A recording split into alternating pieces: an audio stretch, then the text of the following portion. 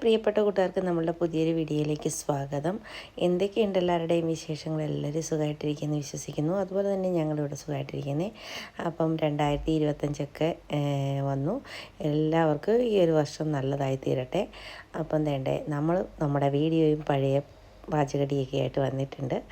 അപ്പോഴത്തേന് ഇന്ന് നമ്മൾ നല്ലൊരു ഷാപ്പ് മീൻകറിയുടെ റെസിപ്പിയുമായിട്ടാണ് വന്നിരിക്കുന്നത്. അടിപൊളി ടേസ്റ്റാണ് കേട്ടോ. ഒരു തവണയെങ്കിലും ഇതുപോലെ തയ്യാറാക്കി നോക്കാത്തവർ എന്തായാലും ഇതുപോലെ മീൻകറി ഒന്ന് വെച്ച് നോക്കണം. ഞാനിതിനായിട്ട് ഇവിടെ എടുത്തിരിക്കുന്നത് നന്മീനാണ് കേട്ടോ. അപ്പം നമുക്കിതിൻ്റെ മസാല ആദ്യം ഒന്ന് റെഡിയാക്കി എടുക്കാം. അതിനായിട്ട് ഞാനിവിടെ ഒരു ചീനിച്ചട്ടി അടുപ്പത്ത് വെച്ച് കൊടുത്തിട്ടുണ്ട്. അതിലേക്ക് കുറച്ച് വെളിച്ചെണ്ണ ഞാൻ ഒഴിച്ച് കൊടുക്കുന്നുണ്ട്. അപ്പോൾ ഈ വെളിച്ചെണ്ണ ഒന്ന് ചൂടായി വരുന്ന സമയത്ത് നമുക്കിതിലേക്ക് ഉലുവ ഇട്ട് കൊടുക്കണം. അതിൻ്റെ കൂടെ തന്നെ 1 ടീസ്പൂണോളം കടുകും കൂടെ ഞാൻ ചേർത്ത് കൊടുക്കുന്നുണ്ട് കേട്ടോ.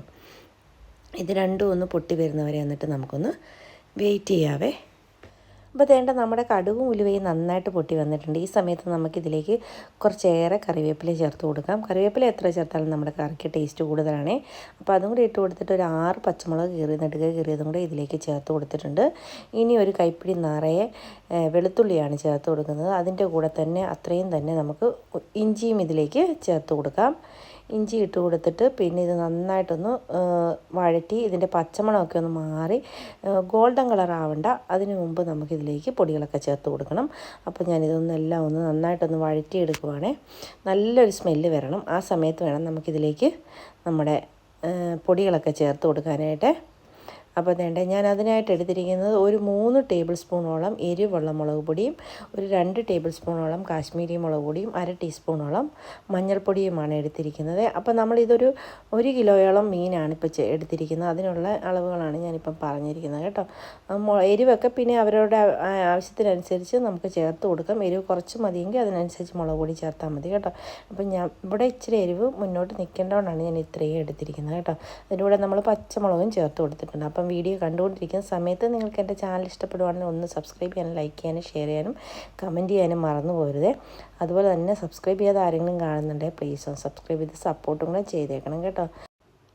നിങ്ങളുടെ എല്ലാവരുടെയും സപ്പോർട്ട് ഉണ്ടെങ്കിൽ മാത്രമേ നമ്മുടെ ചാനൽ മുന്നോട്ട് കൊണ്ടുപോകാൻ പറ്റുള്ളൂ. അതുപോലെ തന്നെ എല്ലാവരും ഈ വീഡിയോ ഇഷ്ടപ്പെടുകയാണ് ഒന്ന് ഷെയറും കൂടെ ചെയ്ത് കൊടുത്തേക്കണം കേട്ടോ. അപ്പോൾ നമ്മൾ കുടംപുളിയും കൂടെ ഒഴിച്ച് കൊടുത്തിട്ടുണ്ട്. നമ്മുടെ മുളക് പൊടി ഒക്കെ മൂത്ത് വന്നപ്പോഴത്തേനാണ് കുടംപുളി ഒഴിച്ച് കൊടുത്തത്. അതിനുശേഷം ഇതിലേക്ക് ആവശ്യത്തിനുള്ള വെള്ളം ചേർത്ത് കൊടുക്കുന്നുണ്ട്. നമുക്ക് എത്ര ഗ്രേവിയാണോ വേണ്ടത് അത്രയും വെള്ളം ചേർത്ത് കൊടുക്കുന്നുണ്ട്. ഇനി ഇതിലേക്ക് നമുക്ക് ആവശ്യത്തിനുള്ള ഉപ്പും കൂടെ ചേർത്ത് കൊടുക്കാം.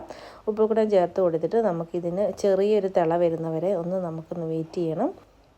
പിന്നെ ഇതുപോലുള്ള മീൻകറികളൊക്കെ വെക്കുമ്പോൾ ഏറ്റവും നല്ല കുടംപുളി ഇട്ട് വെക്കുന്നതാണ് കേട്ടോ. കുടംപുളി ആകുമ്പോൾ 2 ദിവസമൊക്കെ നമുക്കിത് പറ്റിച്ച് കൂട്ടിയാൽ ഭയങ്കര ടേസ്റ്റാണ് കേട്ടോ. ഇങ്ങനെ കറി വെക്കുമ്പോൾ നമ്മൾ അന്ന് തന്നെ കൂട്ടാതിരിക്കുന്നതാണ് ഏറ്റവും നല്ലത്. പിറ്റേ ദിവസം എടുക്കുമ്പോഴാണ് നമ്മുടെ കറിക്ക് യഥാർത്ഥ ടേസ്റ്റ് കിട്ടുന്നത് കേട്ടോ. ഇപ്പോൾ നമ്മുടെ അരപ്പൊക്കെ ഒന്ന് എണ്ണയൊക്കെ തെളിഞ്ഞ് മൂളി വന്നിട്ടുണ്ട്. അപ്പോൾ തിളച്ച് വന്നിട്ടുണ്ട്. ഈ സമയത്ത് നമുക്ക് മീനെടുത്തിട്ട് അതിലേക്ക് ഇത് ഒഴിച്ചു കൊടുക്കാം. അപ്പോൾ നമ്മുടെ നന്മീനാണ്, കിങ് ഫിഷ് ഇല്ലേ, അതാണ് നമ്മൾ എടുത്തിരിക്കുന്നത്. അത് ഞാൻ കഴുകി നന്നായിട്ട് എടുത്തിട്ടുണ്ട്. അതിലേക്ക് നമ്മുടെ അരപ്പ് ചേർത്ത് കൊടുക്കാം. അപ്പോൾ അരപ്പ് ചേർത്ത് കൊടുത്തിട്ട് നമുക്കിതൊന്ന് തവി കൊണ്ട് തന്നെ ഒന്ന് ഇളക്കി കൊടുക്കണം.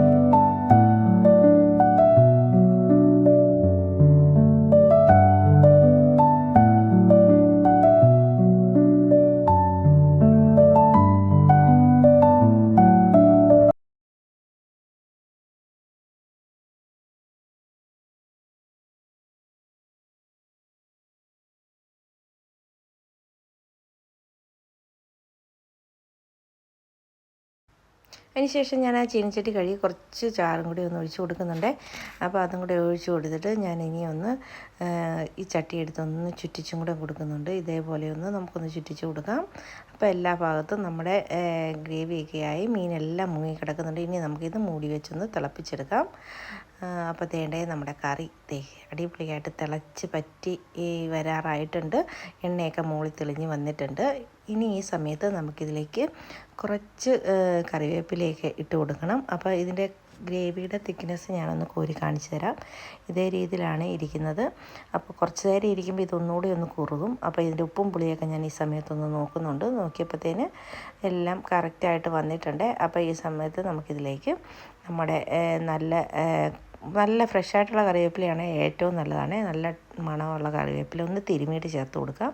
അതും കൂടെ ചേർത്ത് കൊടുത്തിട്ട് ഒരു ടീസ്പൂണോളം അല്ലെങ്കിൽ 1 ടേബിൾ സ്പൂണോളം പച്ച വെളിച്ചെണ്ണയും കൂടെ നമുക്കിതിലേക്ക് ഒഴിച്ചു കൊടുക്കാം. ഒഴിച്ചു കൊടുത്തിട്ട് ഒന്നുകൂടെ മൂടി വെച്ച് ഒരു 5-10 മിനിറ്റ് കൂടെ ചെറുതീയിലൊന്ന് വെച്ച് നന്നായിട്ട് പറ്റിച്ചെടുക്കണേ. അപ്പം ഒന്നുകൂടെ മൂടി വെച്ച് കൊടുത്തിട്ടുണ്ട്. വേണ്ട ഇപ്പം കണ്ട നമ്മുടെ കറി അടിപൊളിയായിട്ട് സെറ്റായിട്ട് വന്നിട്ടുണ്ട് കേട്ടോ. നല്ല ടേസ്റ്റും നല്ല മണവുമാണ്. അതുപോലെ തന്നെ ചോറിൻ്റെ കൂടെയും പൊറോട്ടയുടെ കൂടെയൊക്കെ കഴിക്കാൻ അടിപൊളി ടേസ്റ്റാണ്. അതുപോലെ തന്നെ നമുക്ക് കപ്പയുണ്ടെങ്കിൽ ഏറ്റവും പൊളി കപ്പയുടെ കൂടെയാണ്. അപ്പോൾ എല്ലാവരും ഒന്ന് ട്രൈ ചെയ്ത് നോക്കണം. വീഡിയോ ഇഷ്ടപ്പെട്ടാൽ തീർച്ചയായിട്ടും ഒന്ന് സപ്പോർട്ട് ചെയ്യണേ. അപ്പോൾ ഇതുപോലുള്ള ചെറിയ ചെറിയ കുക്കിംഗ് വീഡിയോസും വ്ളോഗ്സും ആയിട്ട് വരുന്നവരെ എല്ലാവർക്കും താങ്ക് യു.